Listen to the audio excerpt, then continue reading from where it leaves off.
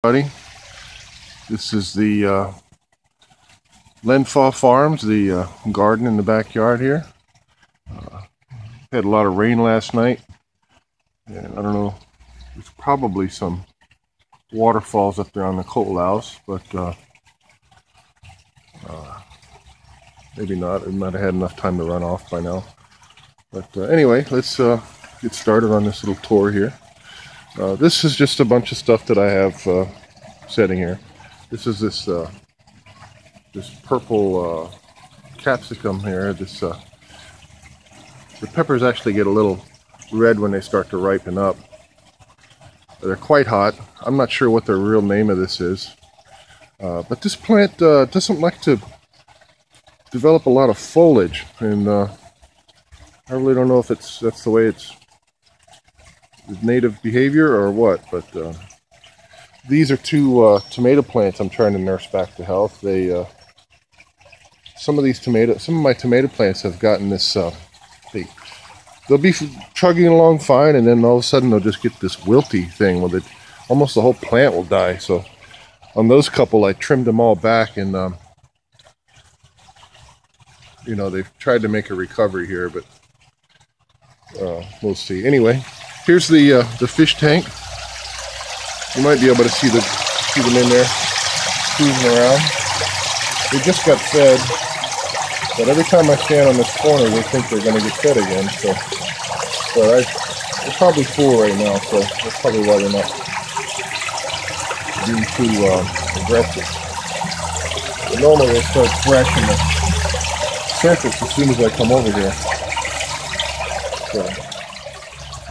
So, this is the herb garden. Here we have some thyme and sage, and this parsley was actually kind of a volunteer because it actually bought a starter of cilantro. The cilantro died and this stuff sprouted up, so but I'm happy to have it. Everything's kind of weighed down. I got so much rain last night, it's a lot of water on the leaves, so it's kind of pulling everything down. The garlic chives, you can see, look fantastic. We have definitely more garlic chives than we know what to do with.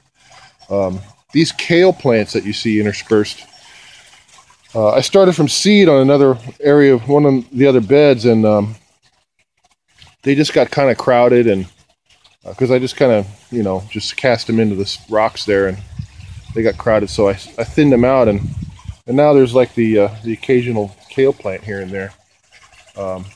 We have two different kinds of basil. This is the Thai basil. This is one plant actually, but it's very, very healthy. And the Genovese basil right here, there's several plants here that some of them I started from seed. But you can see there's some sort of deficiency or burn to the leaf. I'm not sure what caused this. I have been treating with some neem oil because I have had some aphid problems. Primarily on the eggplants and on this green squash that covers this trellis here. But we'll get to that. So anyway, yeah, this Genovese basil is it still tastes good, but you know, I don't know if this is. I've been giving it some chelated iron, and I've even started giving some. Baking powder, which has actually caused some of the new fruiting on some of the other plants to occur. But yeah, if anybody knows what this is, then yeah, I have big ears. Go ahead and let me know. This is some oregano that I got from my in-laws. They had some growing in the yard. I pulled up a chunk of it and stuck the roots in here, and here it is. It's motoring along. So,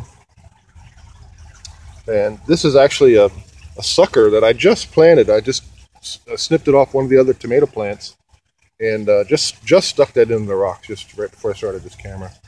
There's some red leaf basil, another kale. Here's another one of those basils. This is there's another basil right there. This is I think they call this longevity greens or tree basil. Somebody gave me a few cuttings of that, and I'll go right on the other side. You'll get a better look at it. Those are a bunch of baby greens that I planted, a packet of seeds. Let's go right on the other side. But okay, here's some more kale. Looks very healthy. But yeah, these I think these are longevity greens. But man, I stuffed them in the rocks here, and they just exploded, man. They're just they taste good. I've had a few. We haven't been taking too many because we're letting the thing kind of develop, but you know, let the thing get a footprint. If you can see this this green squash here pretty much dominates the area. There's two plants. They start right over here. So this one here goes left and this one goes right. The right one here is quite lush and green. We have yet to, no, I have gotten one fruit off of it.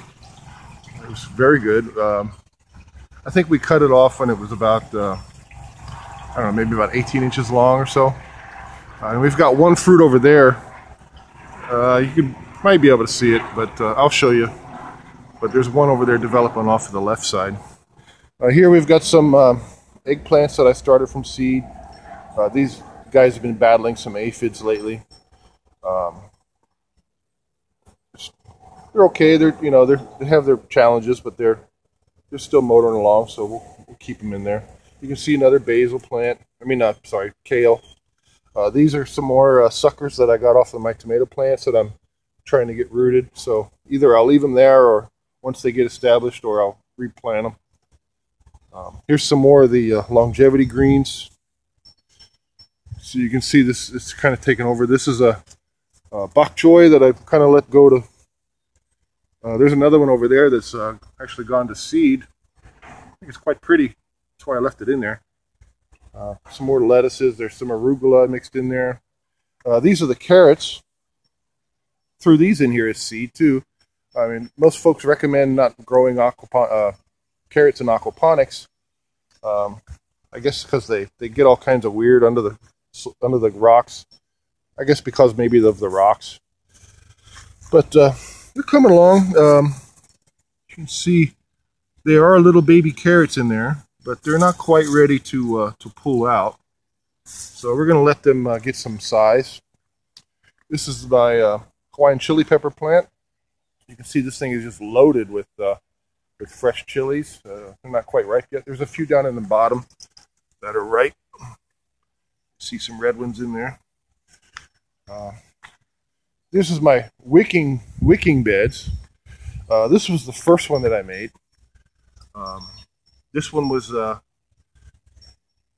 filled with soil that I bought by the bag at the hardware store. I can't remember what the combination was, but it's okay.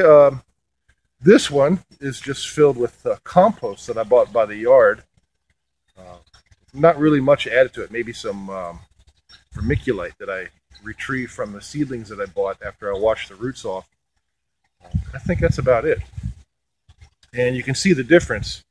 I thought I had better hopes for the compost, but it's just my newbiness in gardening that, I mean, I'm almost tempted to pull these guys out and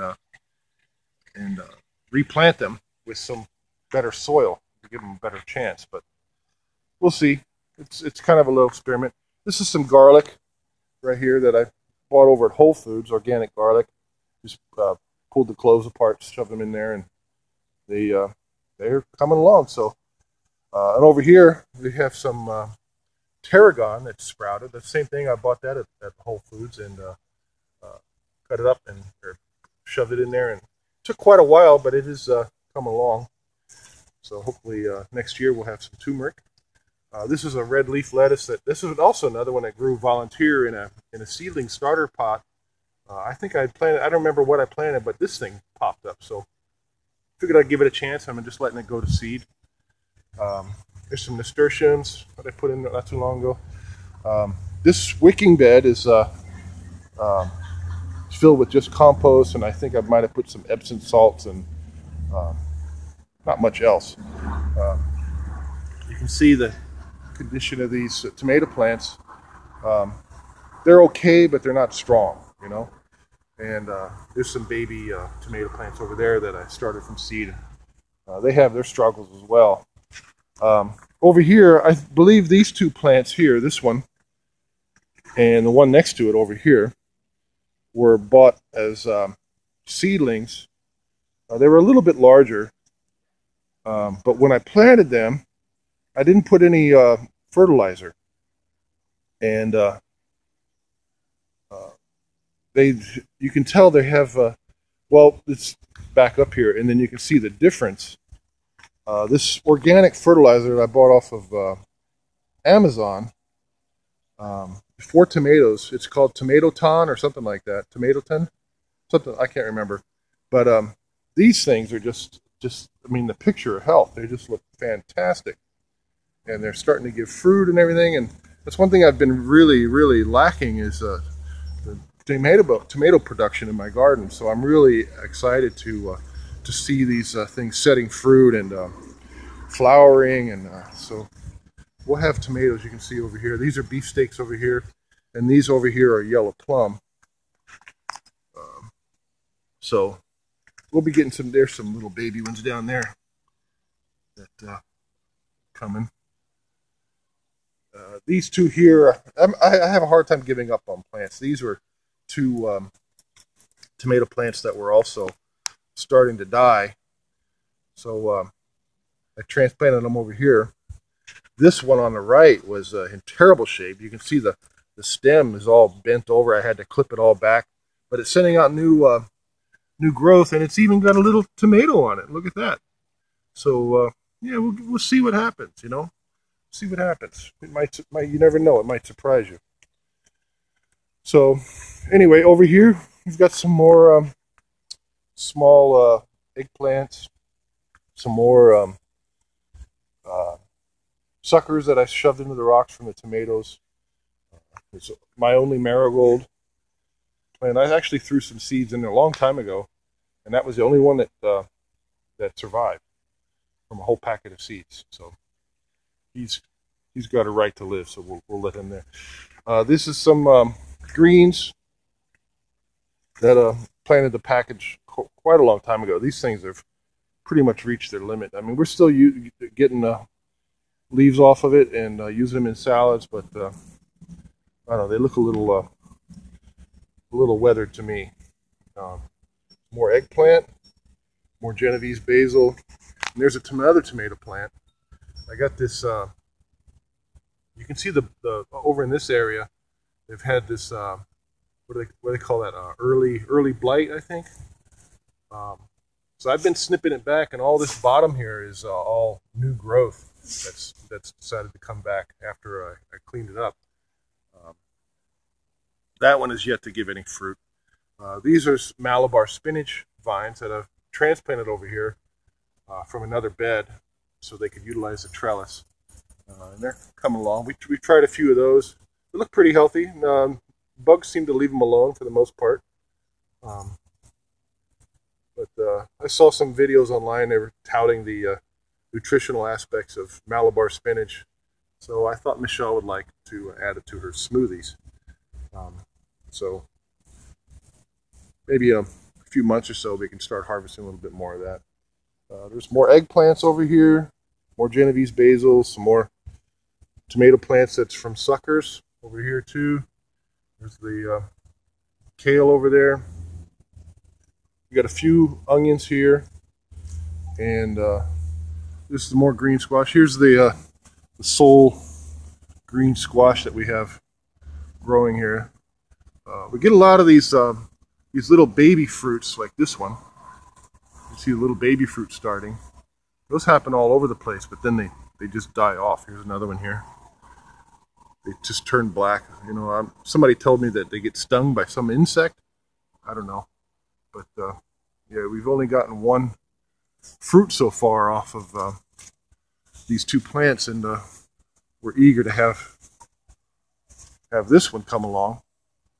So we'll see how big it gets. But of course, with the any of these green squash, you can't let them go to maturity because they get very, very tough and woody, and you don't want that. So the last one, Michelle made a delicious pork and squash, I guess, soup or stew out of it, and it was very enjoyable. These are some. These guys need to be transplanted. These are all spaghetti squash. These are started from seeds that Michelle took out of a spaghetti squash that she made. That she bought the squash at probably at Whole Foods and saved the seeds. And I started the seeds on a paper towel under plastic wrap, and almost every one of them germinated. And actually, these are still here because I don't have any place to put them. Because I planted a bunch over on the, I'll show you, but I have a trellis on the other side of the yard there that I have them just planted in the ground. Oh, look, here's a welcome little visitor. Look at that, ladybug. All right, obviously hunting for more aphids to devour. You're more than welcome. That's part of the natural bio-warfare that we utilize here. Because ladybugs are organic, natural combatants of aphids. So yeah, we're happy to see him or her. Here we have some eggplants that are coming along. There's one. Let's see here. There's one coming along. This plant actually has, I don't know, 3 or 4. There's another one down here. Right there. Another one over here. You see through that? There we go. There's some other ones starting. Right there. There's one starting. Another one over here. Yeah, this plant here has been very productive so far. We haven't actually harvested any off of there yet, but obviously we will. We keep the bugs off of them. This tomato plant, beefsteak tomato plant, I believe I started this one from seed as well. And it's starting to set fruit now, which is beefsteaks are my favorite tomatoes, and I'm really excited to hopefully get some nice sized fruits off of those, slice them up, put them on sandwiches. Michelle will undoubtedly just eat them with balsamic vinegar and oil, olive oil. So yeah, I definitely want to expand our growing area and add more tomatoes. In one form or another, either wicking beds or earth gardens or more aquaponics. We'll see. This is that bok choy that's going to see. It's just beautiful. This tomato plant here is yet to set any fruit, and I don't know. It looks okay, but it just doesn't really seem to do anything, you know. So I don't know. I'll just keep letting it chug along. I'm sure eventually it'll make up its mind and want to reproduce. There's more. I think this is this bok choy? I don't remember. There's more of these longevity greens. These things, this thing is just really. See, look at that. That thing is.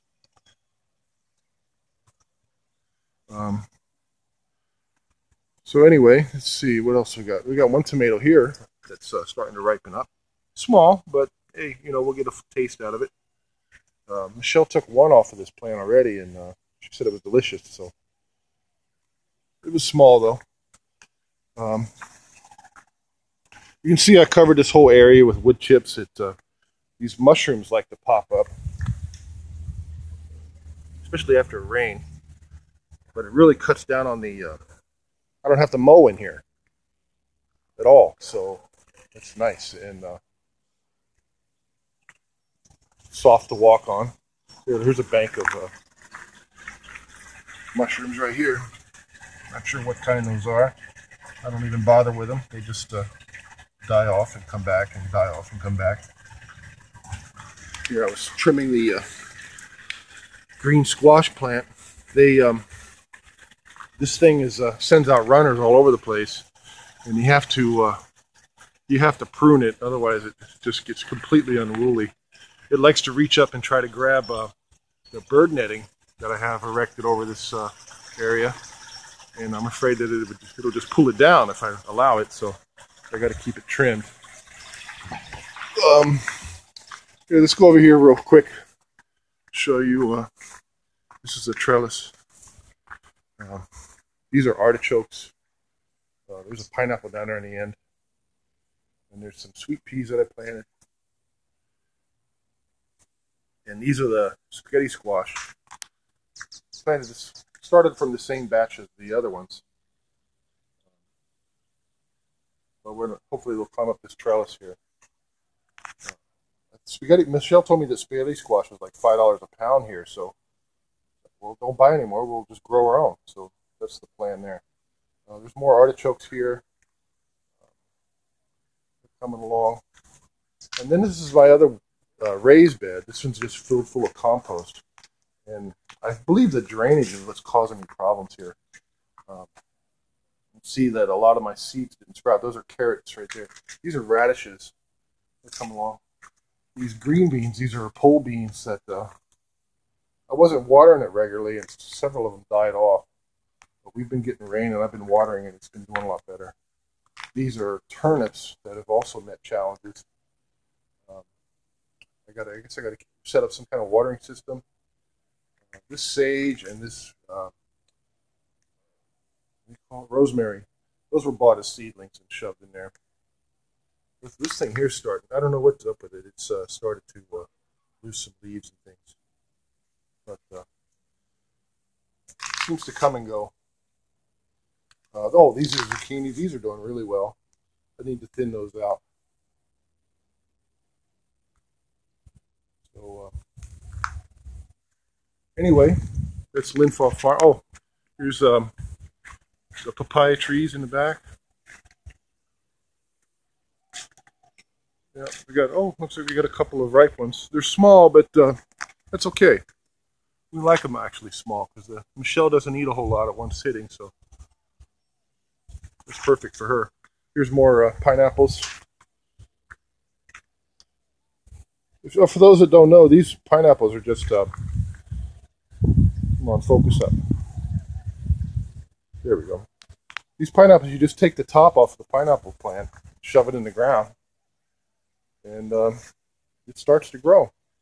But it takes about 18 months, supposedly, 18 months to 2 years to get a fruit off of one. So, but hey, we got the time, right? So, and these are 3 Williams banana trees that I planted over here. Again, it takes about, I think they said about 7 or 8 months to get fruit off of them. So, sometime next year we'll probably be just covered with bananas. These things tend to get ridiculously prolific once they get going. They send out runners that shoots, and they start a new tree. Once the tree gives fruit, then you have to cut it down because it only gives fruit one time. So anyway, okay, and you can see my neighbor's papayas here. Here's a comparison. There's my neighbor's papayas, and those are just planted in the ground. They're not giving them any attention at all. And here's mine that I've put a little bit of compost on the ground, and I spray this thing every once in a while with some EM1 and neem oil. It doesn't really get bugs, but it just gets the leftover stuff that after I'm using it somewhere else. And if I have any leftover, I use it on this stuff. But you can see the vegetation the leaves, and it's just so lush and green and big and just beautiful. And with very, very little effort, So if you guys are into gardening and you're wondering why your stuff isn't growing well, it's probably because you're not paying attention to it. Give it what it wants, and it'll reward you for sure. So this is all compost here that I just kind of threw in. I mix it into the ground a little bit, but I'm imagining that these banana plants, once they really get established, will just grow like gangbusters. Because normally they grow in pretty poor soil, just sandy soil with little organic matter in it. So these things probably won't know how to act once they get going over here with all this compost. Plus this compost needs to break down a little bit more. So by the time these things start fruiting, the compost should be more broken down and should yield quite a harvest. Okay, so anyway, I'll leave you with a shot of the coleslaw in the backyard here. Aloha, and any advice or anything you have, post it in the comment section, and we'll have a discussion. Okay, here's another wide shot of the aquaponics area. Okay, aloha.